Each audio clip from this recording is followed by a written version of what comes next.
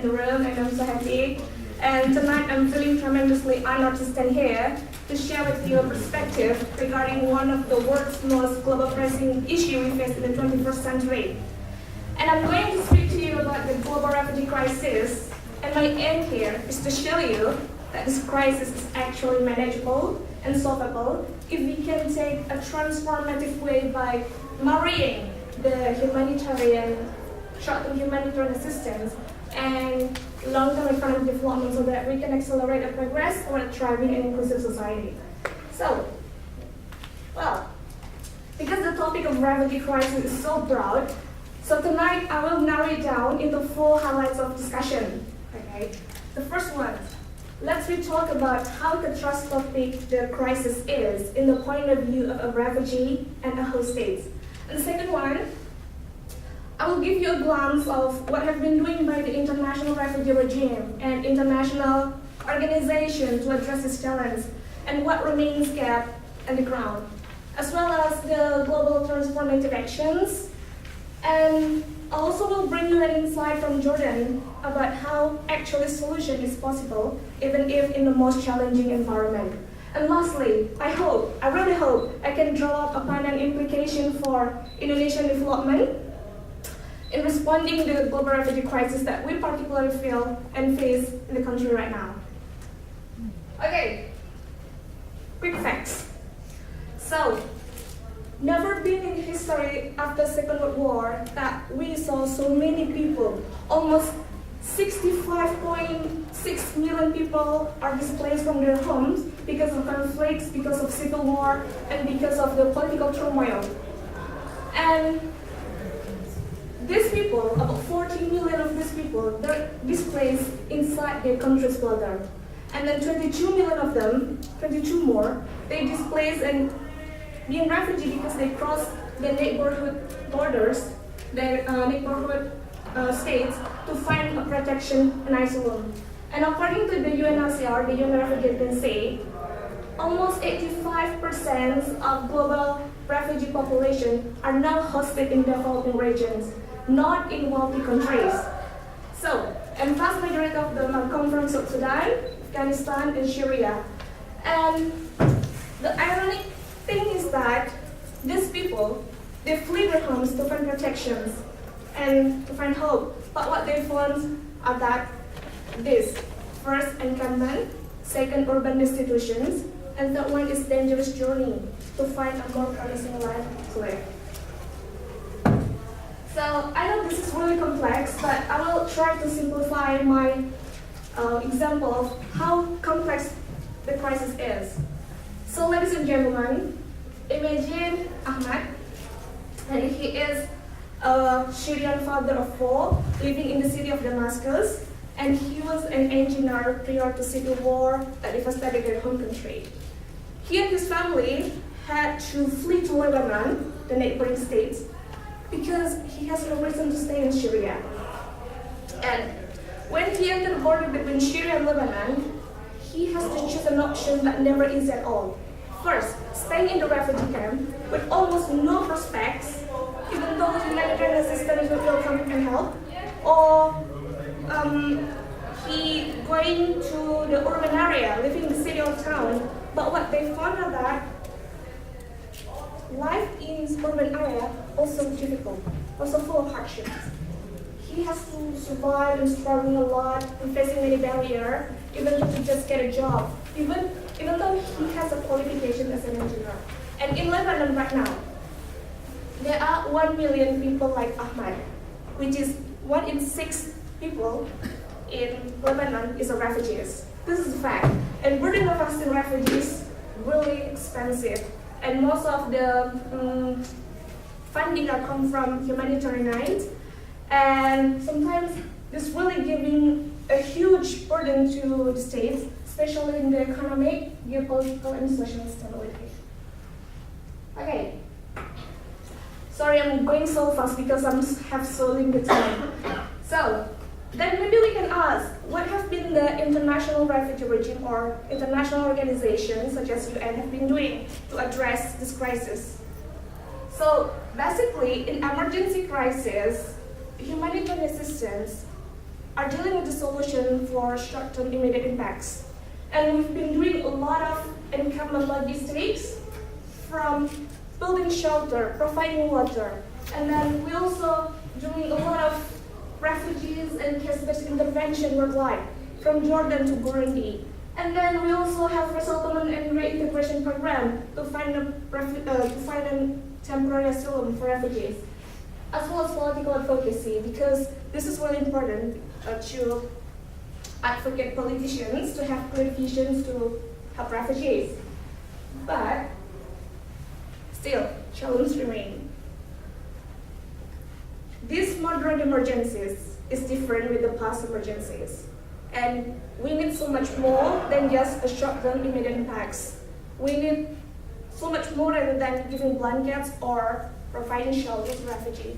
You know what? Because the newly settled refugees, they are feeling insecurity, they're feeling despair, not because they receive limited access of humanitarian assistance, but because of they have lack of opportunity to be self-sufficient. To be self-sufficiency, meaning that it's really hard to them to just get a job.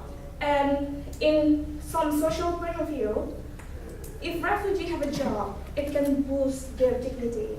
And when they've got one, they can be a part of civil society. Okay, so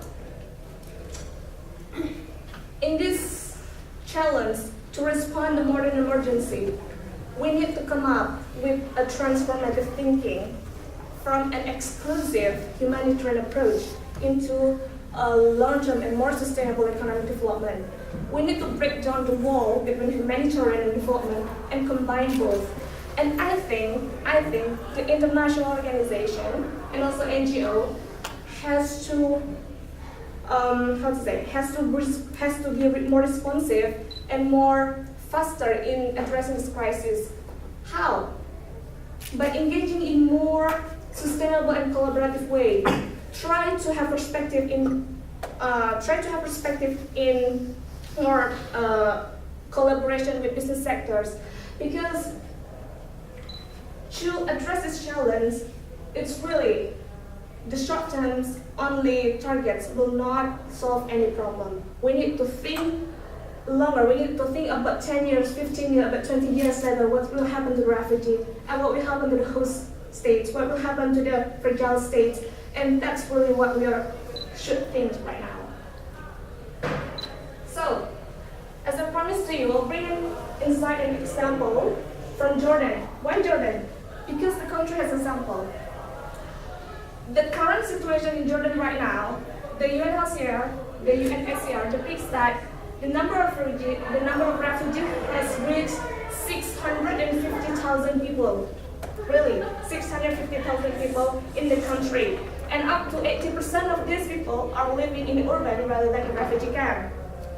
This situation is not well maintained, if it's not well addressed, will create a heavy burden for Jordan's government.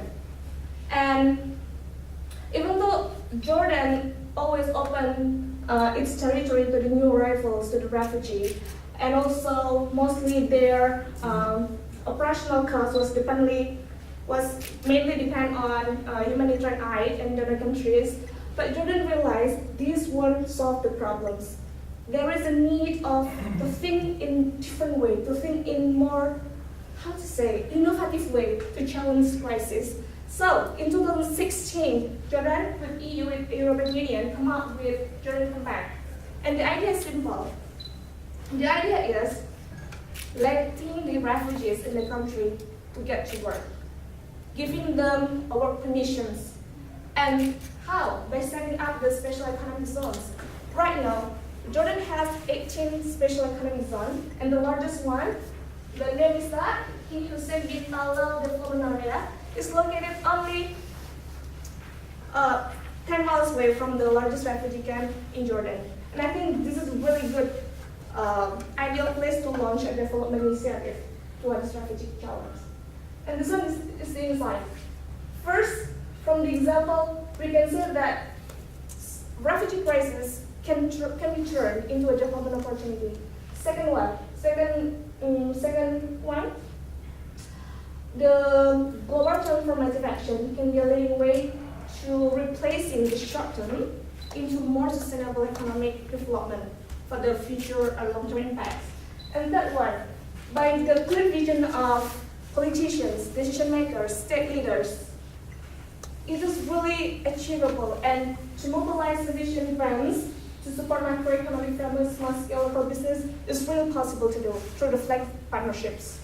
All we need to do is having clear visions to help refugees to empower themselves, so that it will not only lower the cost of host country, but also giving refugees of self-sufficiency. Well, and this is the final slide, and I will try to correlate with what happened in Indonesia right now.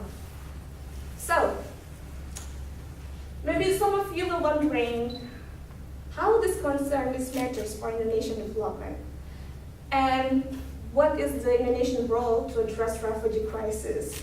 Are we indeed really having a refugee crisis in the country? And if yes, can we try to adapt or take the similar approach to help to tackle the refugee crisis? So before we address the questions, I'll give you some facts. First one, indeed we're experiencing the refugee crisis.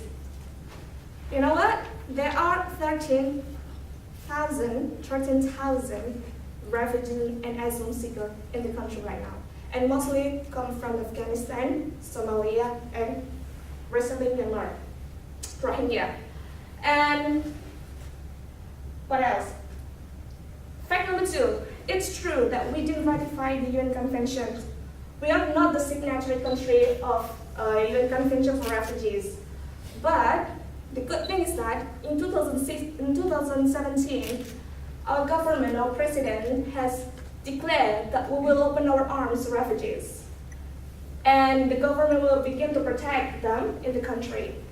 And the fact number 3 is that, and it is so true, even though we accept refugee, even though we'll let the refugee not settle down but transit in our country, the challenge and gaps remain really massive. First, it's affecting the social life. Second one, most of these refugees, sorry, I need to read this because I don't want to miss the information.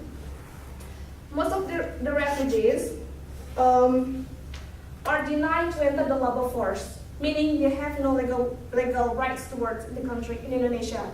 80% of children do not attend formal school.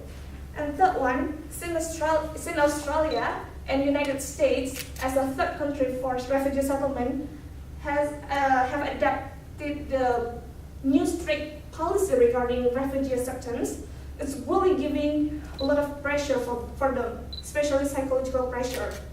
And it's not only for refugees, but for our country in Indonesia, we also face a very significant burden, socially and also geopolitically. And the solution is this. I'm not sure this solution can work or not, but I think that the government and also us, that we can do is that first, let the refugee be able to work so that they can earn income for their life, so that they can pay taxes to our government. Second one, thank you. Second one, assist the barriers. Why they cannot integrate? Because they facing language barrier, because they facing a social barrier.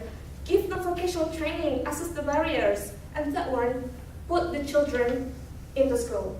Because without education, future is nothing. So, ladies and gentlemen, this issue is really important right now. But some of you will not really, the issue may be like sounding so down or sheer, but this is really happening. And I think this time Indonesia has to take action to address the global refugee crisis. And the way we do is that by thinking more innovative way and change our conversation. Thank you so much.